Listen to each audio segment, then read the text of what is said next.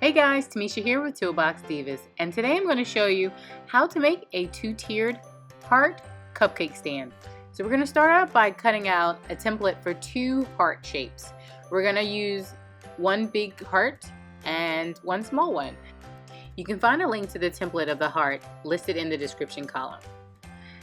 Once I had the hearts cut out and taped to the piece of wood, I took it to the bandsaw and cut out the heart shape, starting with the larger heart and then working my way down to the smaller heart.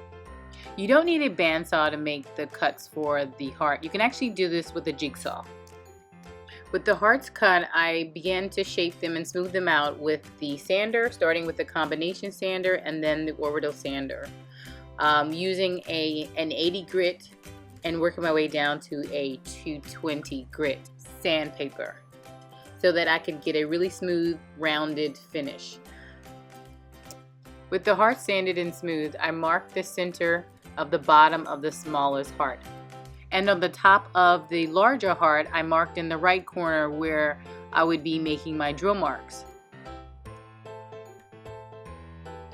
Then using the drill press and a 7/8 Forstner bit, I drilled into the drill marks about a 1/2 inch down into each heart.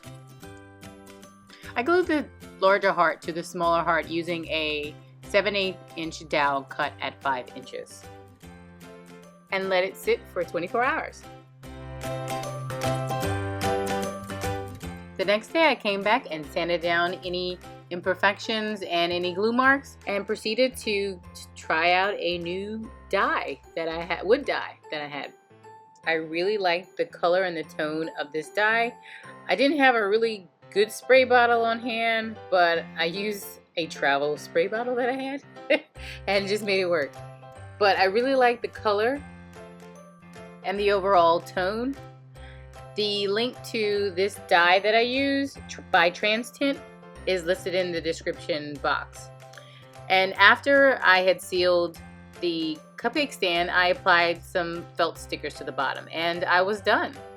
This is a super easy project that you can do for a Valentine's Day or for a wedding. And if you're interested in learning how I also made the rose mini cake stand, the link will be listed below. So I hope you like this tutorial. Please hit that thumbs up button and subscribe to this channel.